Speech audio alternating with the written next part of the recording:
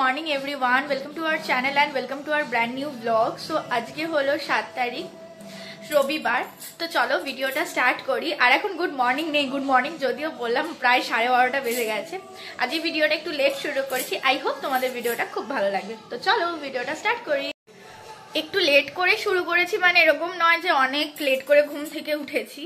সকালবেলায় ঘুম থেকে উঠে গেছি, বাট ভিডিওটা স্টার্ট করিনি। আমি নিজের কিছু কাজ করছিলাম, কারণ কালকে পড়াশোনা হয়নি। তো সকালবেলা উঠে আমি একটু পড়ছিলাম, দিদি ভাইরা ছিল পড়ে, তো টিফিন করেছে। আজকে আমি সকালবেলা টিফিনটা করিনি, কারণ শরীরটা আমার ভালো লাগছিল না, তার জন্য টিফিনটা আমি করিনি। এখন উঠেছি, এখন যাব স্নান করব। ঘর মোছা অলরেডি হয়ে গেছে, ভিডিওটা এডিট করেছি, আপলোডিংয়ে বসিয়েছি, তারপরে আমি এই ভিডিওটা শুরু করেছি। এখন আমি স্নান করব, স্নান করে ফ্রেশ হয়ে ওপরে যাব। দিদি ভাই আর দাদা ভাই বেরিয়েছে একটু শপিং করতে, কারণ ওরা রিসেন্ট যাচ্ছে হলো ব্যাংকক। তো তার জন্যই এখন এই সব করতে যাচ্ছে। আর এই দেখো, এত কিছুর পরেও আমার মুখে আবার এই আরেকটা পিম্পলস বেরিয়েছে, বাট আমি এটাকে খোটাখুটি করবো না, নিজের মতো উঠবে, নিজের মতোই কমে যাবে। তো আমি যাই স্নান টান করে আসি, স্নান টান করে এসে তারপর কথা হচ্ছে।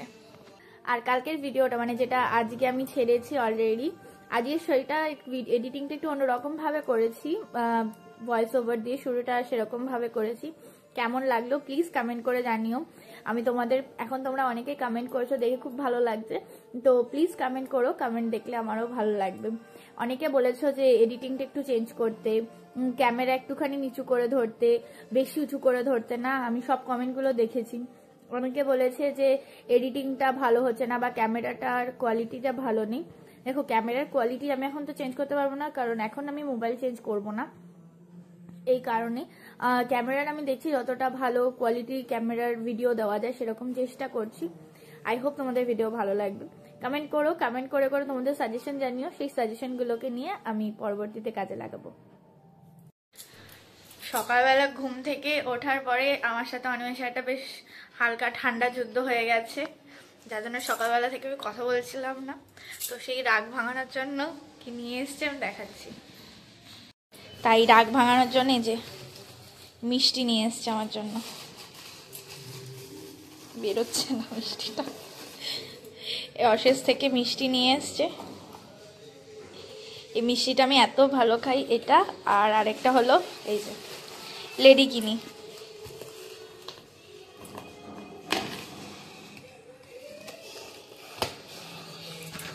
ও ভালো মতোই জানে যে আমি অশেষের মিষ্টি খুব ভালো খাই, তো তাই রাগ ভাঙানোর জন্য আমার জন্য এই মিষ্টি নিয়ে এসছে। আর কি, মিষ্টি খাওয়ানোর সাথে সাথেই রাগ হয়ে গেছে। আর এখন ওই যে টিভির সামনে দাঁড়িয়ে রয়েছে, টিভি দেখছে। এদিকে তাকাবে না, তাকালে লজ্জা পায়, তাই জন্য তাকাবে না। যাই হোক, আমি যাই এখন ছাদে, এই ছাদে না সরি, স্নান করতে, স্নান করে আসি। সময় এখন 1:01 বাজে, আর আমি সবে স্নান টান করে পুজো টুজো দিয়ে ওপরে আসলাম। ছাদে কাজ হচ্ছে, তোমাদের সাথে শেয়ার করব। আর এই যে দেখতে পাচ্ছ কোলের মধ্যে রয়েছে সব, এগুলো সব আমার খালি হয়ে গেছে। মায়ের কাছে নিয়ে এসছি রিফিল করানোর জন্য, রিফিল করে নিই তারপর যাব। আমি এই ছাদে আসলাম, আর এই দেখি ছাদে কাজ হচ্ছে। এগুলো সব পরিষ্কার করা হয়ে গেছে, দেখছি ছাদে এইগুলো ঘষাঘষি চলছে। আজকে কি মেনু হয়েছে তোমাদের সাথে শেয়ার করি। এটা হলো ধনেপাতার বড়া, যেটা আমি এই মাত্র ভাজলাম। এটা হলো আম দিয়ে ডাল, বাবার অলরেডি খাওয়া দাওয়া হয়ে গেছে। এটা হলো মাছ, কি মাছ আমার ঠিক খেয়াল নেই, মাছের ঝোল। আচ্ছা, এটা হলো ইলিশ মাছ ভাজা উইথ তেল, এটা ভাত। এটা হলো মাছের তেল পটকা, এই হলো আরেকটা মাছের ঝোল। এটা হলো বেগুন ভাতে, বেগুন পোড়া। এই হলো সবজি মানে বরবটি আলু ভাজা, প্রচুর আইটেম। এটা হলো পাতা বাটা বুটি একটু খেতে ভালো লাগে। এটা আবার চিংড়ি মাছ, আর এটা যতদূর ডাল। আর এই বড় হাঁড়িটাতে রয়েছে হলো ভাত। এই হলো আজকের মেনু। 3:45 বাজে আর আমি সবেমাত্র উপর থেকে ঘরে আসলাম। এখন একটু শোবো। আর এই ঘরটা পুরো মনে হচ্ছে ঠান্ডা, মানে কি বরফ পড়ছে ঘরটার ভিতরে। যাই হোক, এখন একটু শুই। তারপরে বিকেলবেলা বলছে দাদা ভাই আবার একটু খাদি মেলা হচ্ছে, ওখানে যাবে। এবার দেখো, আমার যাওয়ার ইচ্ছে না থাকলেও বাট সবাই নিয়ে যেতে চাইছে, সেখানে তো আমাকে যেতেই হবে, বিকজ সবাই যাওয়ার কথা বলছে। তাই তো একটু যাব, অল্প করে ঘুরেই চলে আসবো, এসে আমি বসবো পড়তে। এখন একটু শুই, তারপরে উঠে চা করব, চা করে যাব। এখন 6টা বাজতে 5 মিনিট বাকি। আমি উঠলাম, উঠে চা করলাম। তো দাদা ভাইরা বললো বেরোবে এখন। আমি বললাম ঠিক আছে, আমি রেডি হচ্ছি। অনিমেষকে জিজ্ঞেস করলাম, ও বললো না আমি যাবো না, আমার বেরোতে ইচ্ছা করছে না। আমি যথারীতি দাদা ভাইদেরকে কি বলে আসলাম যে না, ও বেরোবে না। দাদা ভাইরা ফোন করলো, ও এখন বলেছে যাবে। এখন রেডি হতে বলছি, রেডি হচ্ছে না। আমি তো বলিনি। আর দাদা ভাই দিদি ভাই আমাকে বলছে তুই না করেছিস, ও কি আর যাবে? আরে আমি ওকে বলছি যাওয়ার জন্য, এখন নড়ছেই না।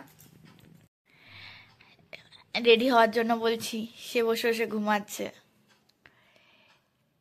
এই ওঠো, এই মনা, মনা ওঠো ওঠো।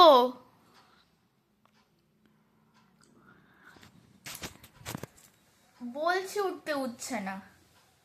এবার দাদা ভাই দিদি ভাই, সাথী তো লেট করছিল, সাথী তো মুখে ব্লাশ ঘষছিল, মেকআপ করছিল, আমি কিন্তু দাদা কিছু করছিলাম না।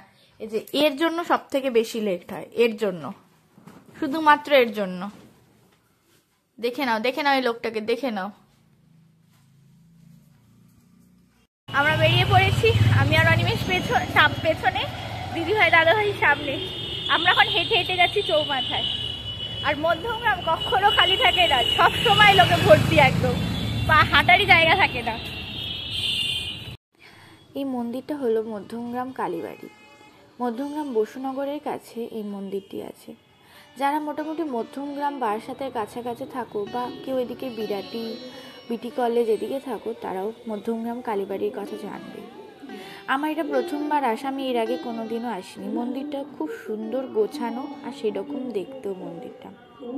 মন্দিরে রাধাকৃষ্ণের মন্দিরও রয়েছে মন্দিরের ভেতরে, আর সেখানে বসে সবাই গীতা পাঠ, ভগবত পাঠ শুনছে। সবচেয়ে বড় মন্দির হলো কালী ঠাকুরের মন্দিরটা, আর এদিকে একটা গণেশ মন্দিরও রয়েছে, এদিকে শ্রীরামকৃষ্ণ দেবের মন্দিরও রয়েছে।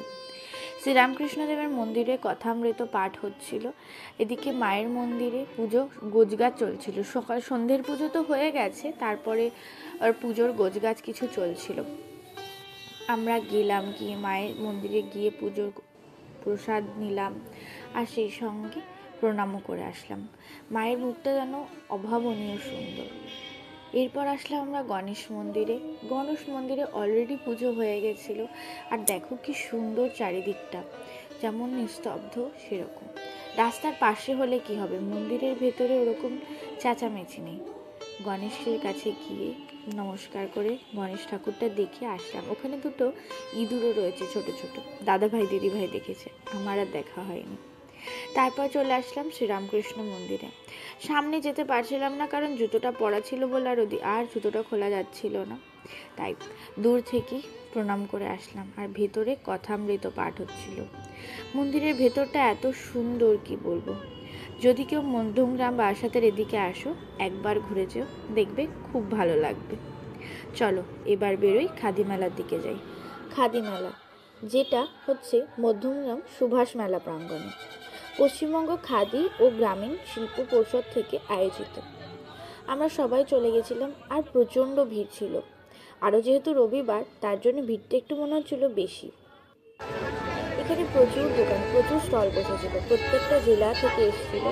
শাড়ি থেকে শুরু করে হ্যান্ডক্রাফটের জিনিস, ল্যাম্প, আরও খাবারের দোকান, সব কিছু। তোমরা আগে যাও, অক্সিডাইজ তোমরা আমার পেছন পেছন দেখতে পারবে না। জুয়েলারি, সব কিছু। মধ্যমগ্রামের এই খাদি মেলা এসে দেখে অবশ্যই ভালো লাগে। শুধু জিনিস ছিল এরকম না, ভালো জিনিসও যেরকম ছিল সেরকম দামও ছিল। এগুলো দেখছিল, টোট ব্যাগগুলো বেশ সুন্দরই লাগছিল। টোট ব্যাগের ওপরে নতুন নতুন কাজ করা এগুলো। আর খাবার দোকানে প্রচুর ছিল, পিঠে কোনো লাইভ কাউন্টার ছিল। ভাপা পিঠে, সাপটা, চিতই পিঠে সব লাইভ আমাদের ভাজছিল। আর ওই দেখো চালের গুঁড়ো করে রাখা হচ্ছে, রেখে পারবো সব। এছাড়া আচারের স্টল তো ছিলই, তারপরে শাড়ির স্টলটাই মেনলি বেশি ছিল, কিছু হ্যান্ডমেডের জিনিসও ছিল। আমি শাড়ির দোকানে গিয়ে শাড়িগুলো দেখছিলাম ঠিকই, কিন্তু দাম জিজ্ঞেস করলে চক্ষু জড়ক গাছ হয়ে যাচ্ছিল। এখানে এই দোকানটাতে ব্যাগগুলো খুব সুন্দর সুন্দর ছিল, আমি দেখছিলাম ঘুরে ঘুরে। আর এত লোক যে ভেতরে গিয়ে একটু ভিডিও করতে পারবে না, সব স্টলের লোক ভর্তি।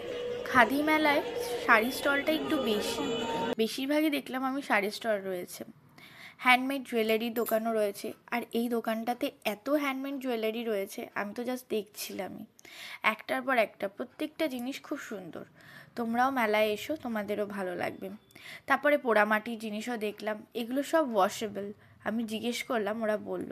আর এত সুন্দর লাগছে এগুলোতে, কে চা বা কফি কিছু খাবে বলো, এগুলো তো সাজিয়ে রাখতে বেশি ভালো লাগে। ক্রকারিজের দোকান থেকে আসার পরেই চলে আসি এখানে একটা কাকু আর একটা কাকিমা বসে দেখছি ঝুড়ি বুনছিল। কাকুটা বিক্রি করছে, কাকিমাটা ঝুড়ি বুনেই যাচ্ছে নিজের মন মতো করে।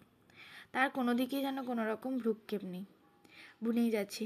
কি সুন্দর হাতের কাজ, একটার পর একটা ঝুড়ি বুনি নিপুণ হাতে করে রেখেছে, দেখেও যেন ভালো লাগছিল।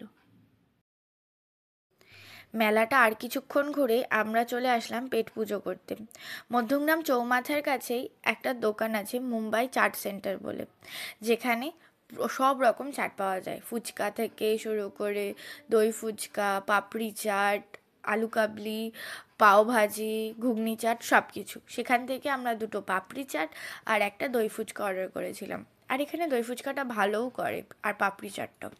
আমরা এর আগেও যখন খেয়েছি 2টোই খেয়েছি, তো ভালো করে।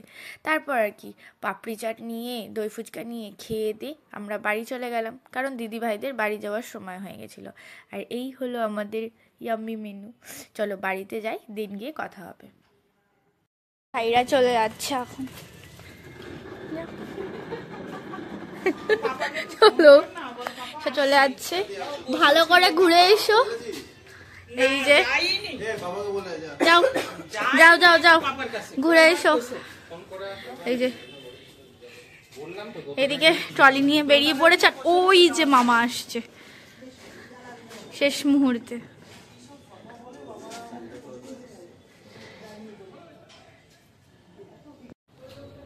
8:30 বাজে।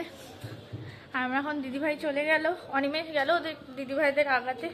আমি এখন ঘরে যাচ্ছি, ঘরে যাব, ঘরে গিয়ে ফ্রেশ হব, ফ্রেশ হয়ে বসবো পড়তে। এখন টানা পড়বো, আজ আর কাল 2 দিন আছে, 1.5 দিন, আর 1.5 দিন পড়বো, 1.5 দিন পরে পরীক্ষা দিতে যাব। এই টেবিল ক্লথটা নিয়ে এসেছিলাম, টেবিলটা কেমন একটা লাগছিল। টেবিল ক্লথটা পাতার পরে এটার পুরো সিনটাই চেঞ্জ হয়ে গেছে। চটপট করে মাইক্রোওভেনটা ওখানে তুলে দিই, বাদ বাকি যে জিনিসগুলো আছে সেগুলো ওখানে তুলে দিই। 9টা এই জাস্ট বাড়িতে ঢুকলাম, সাথী গেছে ফ্রেশ হতে। আর আজকে 2টো জিনিস কেনা হয়েছে, দেখাচ্ছি তোমাদেরকে। একটা হলো এই ফোনের কভার, একটা হলো আমার S24 এর ফোনের কভারটা, যেটা আমি লাগিয়ে নিয়েছি ফোনে। আর সাথী কিনেছে হলো একটা টেবিল ক্লথ। এই টেবিল ক্লথটা কোথায় রেখেছো? টেবিল ক্লথটা যেটা কিনেছে, কিনে পাতিও দিয়েছে। এইটা হলো টেবিল ক্লথ, এটা কিনেছে। এটা এখানে পাতানো হয়ে গেছে ম্যাডামের এসে। আমি একটু গেছিলাম দিদি আর দিব্যন্তাকে ছাড়তে, গাড়িতে উঠতে, গাড়ি আসতে অনেক সময় লেগেছে, সেই জন্য একটু সময় লাগলো আমার আসতে। আর কভারটা তোমাদের দেখিয়ে দিই, আমিও কভারটা পরিয়েই নিয়েছি ফোনে। এটা হলো কভারটা। এটা এখন প্লাস্টিকটা তুলিনি, এটা থাক কিছুদিন, এটা যাক, প্লাস্টিকটা নিজে থেকে উঠে গেলে তুলে দেবো। চলো এখন একটু ওপরে যাব, ফ্রেশ হবো। আজ সকাল থেকে বেশি সময় ওপরে থাকিনি, বাবা খাবে, মা। আর এখন ও যাবে উপরে, আমি একটু পড়াশোনা করবো, আমাকে পড়াশোনা করতে দেয় না। পড়াশোনা করো না, পড়াশোনার নামে খালি ধাব্বা, খালি হলেও ফোন নিয়ে ঘাটবে, সারাক্ষণ ধরে ফোন নিয়ে ঘাটে। আমি মোটো ফোন নিয়ে ঘাটি না। দেখো একটু পড়াশোনা করুক, আমি একটু ওপর থেকে একটু ঘুরে আসি ফ্রেশ। আর আজকে বাইরে বেশ ঠান্ডা। আর আজকে খবরে দেখিয়েছে আজকে নাকি কলকাতায় মানে সর্বনিম্ন তাপমাত্রা 14.5 ডিগ্রি। আজকে সেই মতো ঠান্ডা, আজকে বিকেলবেলা বেশ লাগছে। কিন্তু মধ্যমগ্রামে ঠান্ডা লাগে না, মধ্যমগ্রামে ঠান্ডাই পড়ে না, মধ্যমগ্রামে সারাক্ষণ গরম। গেছিলাম একটু খাদি মেলায়, ওটাই বাবার এই শাড়ির যা দাম, একটা শাড়ি পছন্দ হয়েছে সাথে, ওটা দাম করতে গেছি, বলে কি 4800 টাকা, ব্লাউজ আলাদা। ঠিক আছে, তা একটু পরে নেবো। 10:35 বাজে, এখন উঠেছি খাবার দাবার খেতে। মা খাবার দাবার তো দিয়েই দিয়েছিল উপর থেকে, কারণ মা শুয়ে পড়েছে, মেনলি মায়ের শরীরটা ভালো লাগছে না, তাই মা শুয়ে পড়েছে। তো আমি উপর থেকে সব খাবার দাবার নিয়ে এসেছি, এখন আমি আর অনিমেষ খাবো। অনিমেষ সকালে নানপুরি ছিল, বললো সকালে নানপুরি আর একটা কি দুটো রুটি খাবে। আর আমি কালকে যে মাশরুম করেছিলাম সেই মাশরুম দিয়ে আমি খেয়ে নেব। আমার মা মাছও পাঠিয়েছে, তো দেখি কতটা কি খেতে পারি, খেয়ে দিয়ে নি। এখন 11:30 বাজে, আমি ফ্রেশ হয়ে গেছি, রান্নাঘরের কাজও ডান, সবকিছু করে নিয়েছি। অনিমেষ এখন মেবি শোবে, আমি একটু পড়বো, পড়ে তারপর শোবো। তো চলো ভিডিওটা এখানেই শেষ করছি। আই হোপ তোমাদের আজকের দিনটা ভালো লেগেছে। যদি ভালো লেগে থাকে please to like, comment, share and subscribe our channel Anisha story. Social media হ্যান্ডেলগুলো ডেসক্রিপশন বক্সে দেওয়া থাকবে অ্যাজ ইউজুয়াল, চাইলে চেক আউট করতে পারো। আজকের মতো টাটা, দেখা হচ্ছে নতুন আরেকটা ভিডিওতে, বাই।